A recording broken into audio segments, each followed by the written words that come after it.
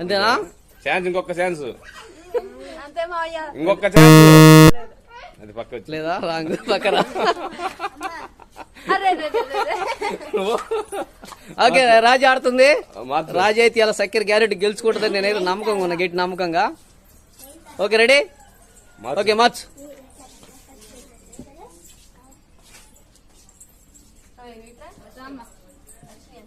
అంతేనా?